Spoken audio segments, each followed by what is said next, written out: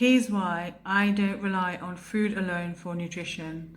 Nutrient absorption and vitamin deficiency are two reasons.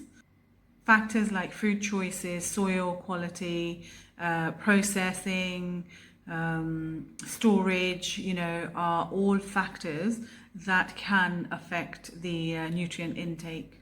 Due to lack of energy, tiredness, skin issues, also nails actually, are some of the reasons I was searching for healthier options, a healthier way to maintain and feel better, maintain my health and feel better. This search led me to a better understanding, of how much control we have on the quality of food we take and how much nutrition is actually, in the foods. And by the time we've cooked it, and in fact, by the time we've had it delivered or brought it to the house, cooked it, peeled it, washed it, all of those things, the nutrient actually reduces, by the time it goes into our stomach and into our bodies. So lack of these,